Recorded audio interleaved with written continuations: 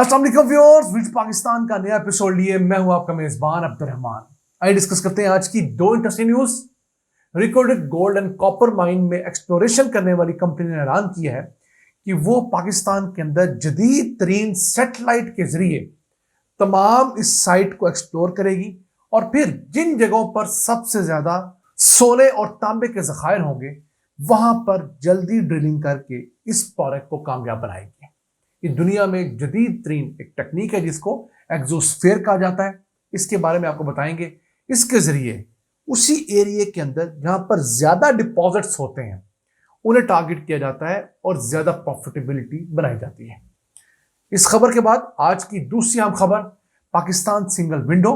पाकिस्तान में इंपोर्ट्स और एक्सपोर्ट्स को सादे कागजों से निकालकर डिजिटलाइज कर दिया गया है। 155 ऐसे सरकारी कागजात जो पहले आपको इंपोर्ट्स और एक्सपोर्ट्स करने के लिए चाहिए होते थे वो खत्म करके उन सब को ऑनलाइन कर दिया गया है। एक बहुत बड़ी डेवलपमेंट है। इससे पाकिस्तान को हर साल $500 मिलियन का फायदा होगा। ये खबर आपको प्रोग्राम के दूसरे हिस्से में डिटेल में बताएंगे, लेकिन पहले चलते हैं आज की सबसे अहम खबर की तरफ। दुनिया में सबसे बड़ी सोने और तांबे की अनएक्सप्लोर्ड माइन रिको डिक के अंदर बैरिक गोल्ड जो कंपनी ये माइन एक्सप्लोर कर रही है उसने ऐलान किया है कि यहां पर हम जदीद तरीन satellite based exosphere technology apply करेंगे। इस सारे 100 बाई 100 किलोमीटर के पहले ब्लॉक को हम लोग स्क्रीन करेंगे। सैटेलाइट की मदद से इसका सब सर्विस मैप बनाया जाएगा। इसमें पानी के सिस्टम कहां कहां है, गोल्ड एंड कॉपर के डिपॉजिट कहां पड़े हुए हैं और मजीद तफसीलात यहां से कलेक्ट की जाएंगी। फिर एक आर्टिफिशियल इंटेलिजेंस बेस्ड एक ड्रिलिंग का पूरा नक्शा बनेगा। कम से कम इन्वायरमेंट इंपैक्ट रखा जाएगा ताकि इस साइट से तेजी के साथ जो मिनरल्स हैं उनको निकाला जा सके। अब देखिए 100 बाई 100 किलोमीटर का मतलब है 1155 मुरब्बा किलोमीटर तकरीबन इस पूरे ब्लॉक का एरिया है। अभी रिको डिक के 11 ब्लॉक्स हैं। एक ब्लॉक हम लोगों ने अभी बैरिक गोल्ड नामी कंपनी को दिया है। 10 ब्लॉक्स अभी भी हुकूमत पाकिस्तान के पास है। तो इस एक ब्लॉक के अंदर अगर ये टेक्नोलॉजी नाफिज की जाती है, अप्लाई की जाती है, उसके अच्छे रिजल्ट्स होते हैं तो इसके बाद बाकी 10 ब्लॉक्स के अंदर भी बड़ी आसानी से हम टेक्नोलॉजी नाफिज करेंगे। इसकी मिसाल मैं आपको सऊदी अरब से देना चाहता हूं। सऊदी अरब के अंदर जब पहला तेल का कामयाब कुआं खोदा गया 1938 की बात कर रहा हूं, दमाम 7 नामी कुआं था, सिर्फ 3840 बैरल तेल निकला था। आज के हालात है, आज सऊदी अरब रोजाना का 1,30,00,000 बैरल तेल प्रोड्यूस कर सकता है। वो आलमी हालात के मुताबिक कभी ज्यादा प्रोड्यूस करता है कभी कम करता है, लेकिन उसकी कैपेसिटी इतनी बढ़ गई है।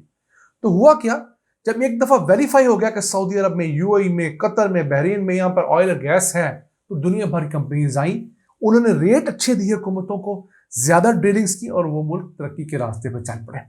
हमारा मसला यह रहा कि हमने हर चीज बचा के रखी।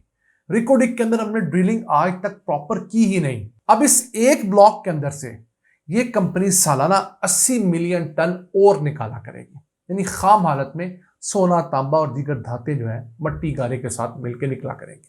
उसको रिफाइन किया जाएगा और उसके जरिए हर साल 3 से 4 बिलियन डॉलर्स का सोना और तांबा निकालकर एक्सपोर्ट किया जाएगा, जो पाकिस्तान की इकोनॉमी में ऐड होगा।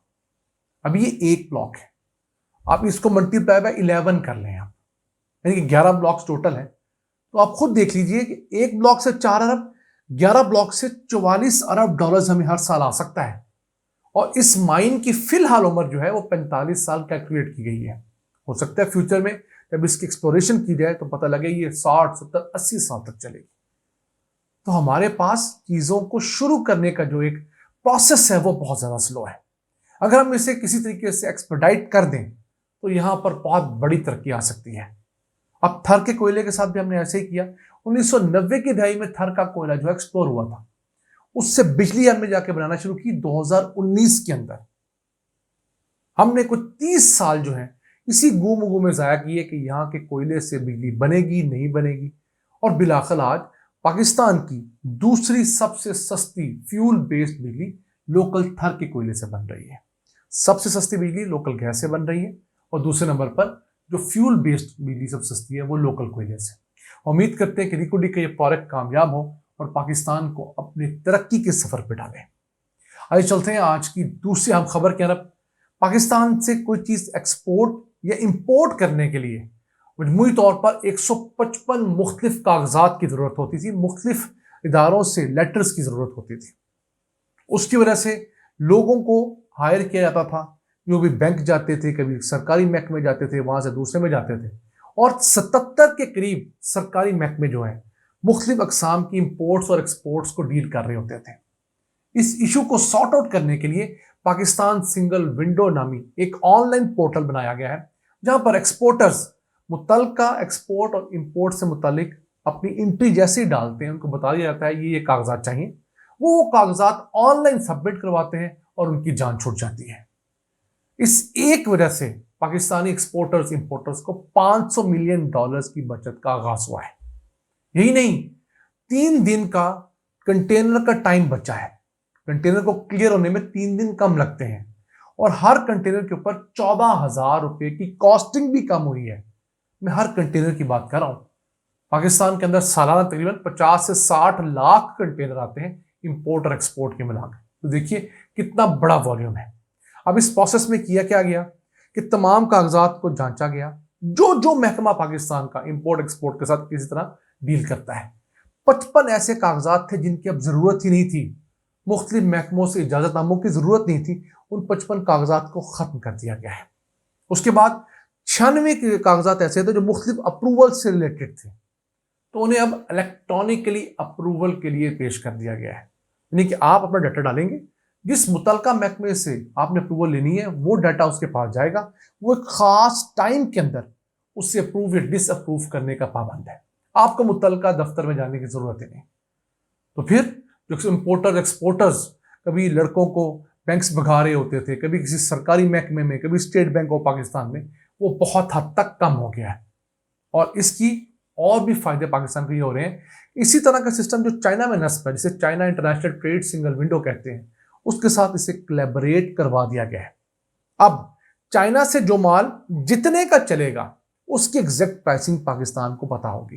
पहले ही होता था कि चाइना से महंगा माल खरीद के पाकिस्तान में सस्ता दिखाकर उस पर कम टैक्सेस दिए जाते थे और हुकूमत को 3 से 4 अरब डॉलर्स की अंडर इन्वॉइसिंग का सामना था। अब चूंकि चाइना के सिस्टम में एग्जैक्ट प्राइस आ रही होगी, तो पाकिस्तान को पता होगा ये माल वहां से कितने का बना है, उस पर टैक्स भी एग्जैक्ट लगेगा। फिर बहुत सारे साइटो सैनिटरी सर्टिफिकेशंस होती हैं जो खुराक की एक्सपोर्ट इंपोर्ट के अंदर चाहिए होती हैं, वो ऑनलाइन अवेलेबल हो जाएंगी। फिर कोई प्रोड्यूस कहाँ की बनी हुई है, ये मसला था ना कि इंडिया की चीज दुबई जाती थी और दुबई से पाकिस्तान आती थी, तो पता लग सकेगा कि कौन सी चीज किस मुल्क में बनी है। अगर सिर्फ दुबई के अंदर पैकिंग हुई है तो हमें पता लगेगा कि इंडियन प्रोडक्ट वहां से वाया दुबई आ रही है। तो ये भी इस मुतालिक बेहतर फैसला है। फिर शिपिंग, लॉजिस्टिक्स और तमाम डाटा इसके अंदर इंटीग्रेट कर दिया गया है। यही नहीं, अब कागजात जो है वो QR बेस्ड हैं। कोई भी अफसर किसी भी कागज को QR स्कैनर के जरिए रीड करके जान सकता है कि ये डॉक्यूमेंट असल पब्लिश डॉक्यूमेंट है, सरकारी है या जाली है। तो इस तरह के काम अगर हम तेजी से करें तो पाकिस्तान को बहुत तेजी से आगे बढ़ा सकते हैं और इस मुल्क के अंदर जो ट्रेड के रास्ते में बहुत सारी रुकावटें हैं उन्हें हम अबूर कर सकते हैं। ये इंपोर्टर्स एक्सपोर्टर्स के लिए तो बहुत अच्छा हुआ है। अभी हुकूमत को इसी तरह की चीजें मैन्युफैक्चरिंग सेक्टर के लिए लगानी चाहिए, जहां पर आपको कोई फैक्ट्री लगाने के लिए 30-35 महकमों से NOC दरकार होते हैं और वहां पर कोई NOC भी बगैर रिश्वत के नहीं दिया जाता। नाज़रीन, ये था आज का एपिसोड। अपने मेजबान अब्दुल रहमान को इजाजत दीजिए। अल्लाह हाफ़िज़।